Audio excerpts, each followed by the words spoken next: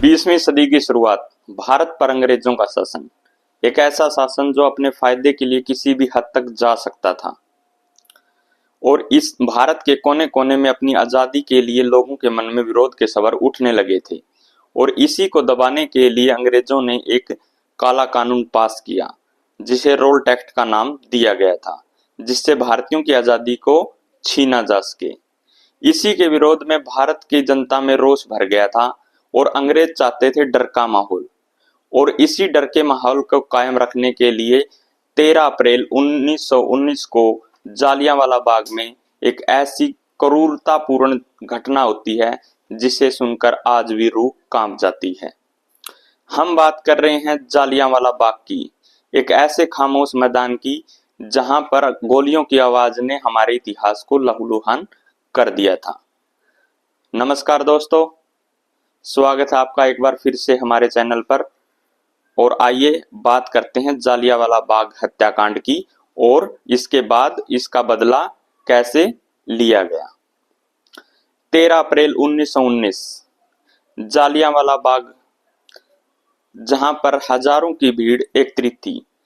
कुछ लोग बैसाखी का त्योहार मनाने, कुछ हमारे क्रांतिकारियों को गिरफ्तारी का विरोध करने के लिए इकट्ठे हुए थे और वहां पर जनरल ओडायर अपने सैनिकों के साथ आ पहुंचता है और जहां से भी दरवाजों से निकलने की जगह थी वहां पर अपने सैनिकों को खड़ा कर देता है। इतने में लोग कुछ समझ पाते, अचानक से एकदम से हमला होता है, चारों तरफ गोलियों की आवाज। लोग अपनी जान बचाने के लिए इधर से उधर भागते हैं और वहां पर एक कुआं था जहां पर लोग अपनी जान बचाने के लिए उसमें कूदने लग जाते हैं और दम घुटने से लगभग 120 लोगों की मौत वहीं हो जाती है और गोलियों से लगभग 1500 लोगों की मौत हो गई थी। सरकारी आंकड़ों के अनुसार वो संख्या 291 थी, लेकिन हकीकत कुछ और ही थी। आज भी जालियांवाला बाग की दीवारों पर गोलियों के निशान हैं और वहां पर एक बच्चा बच जाता है जो बचपन से ही अनाथ था। एक ऐसा बच्चा जो अंग्रेजों ने अपने सपने में भी नहीं सोचा था कि 20 साल बाद ये बच्चा जालियांवाला बाग हत्याकांड का बदला लेगा, और वो बच्चा कोई और नहीं, शहीद उधम सिंह था। शहीद उधम सिंह के मन में बचपन से ही इस घटना को लेकर रोष था और वो कैसे भी करके इसका बदला लेना चाहता था।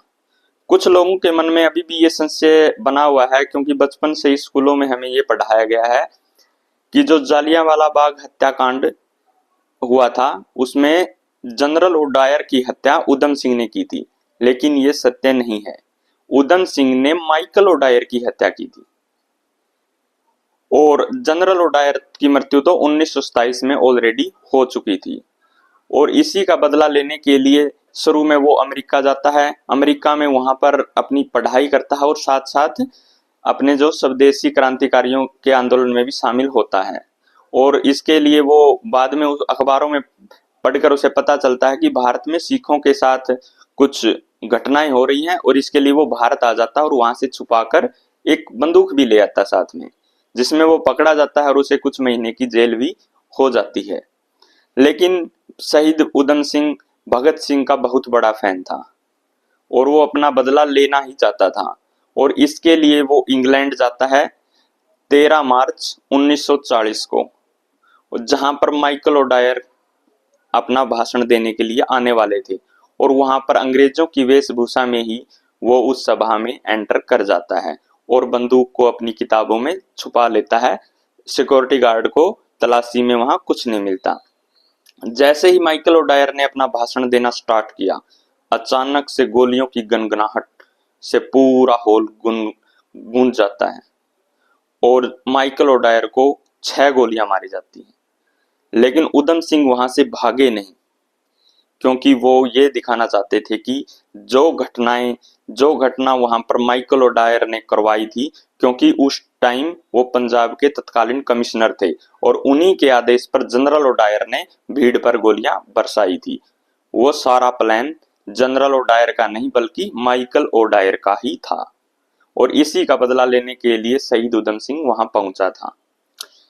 महात्मा गांधी और जवाहरलाल नेहरू ने इस घटना की निंदा की कि उधम सिंह ने जो भी किया गलत किया। बदला लेने के लिए ये सही स्थान नहीं था और ना ही इतने साल बाद ये बनता। और अंग्रेजों को इसका ट्रायल करने की इतनी जल्दी थी कि 4 महीने के अंदर 31 जुलाई 1940 को ही उधम सिंह को फांसी दे दी जाती है। लेकिन 1952 में जवाहरलाल नेहरू ने ही उधम सिंह को शहीद उधम सिंह का दर्जा दिया था। जालियांवाला हत्याकांड एक ऐसा लहू से भरा हुआ जिसमें हजारों लोगों की जान चली जाती है। अंग्रेजों के क्रूरतापूर्ण शासन, आप ये मत मान के चलिए कि आजादी ऐसे ही मिल गई। जो आजादी आप इंजॉय कर रहे हो वो ऐसे ही नहीं मिली, वो लाखों शहीदों को बलिदान देने के बाद मिली है। तो आप हमारे शहीदों का सम्मान कीजिए, उनकी इज्जत कीजिए और देश के लिए समर्पित होते रहिए। धन्यवाद। जय हिंद।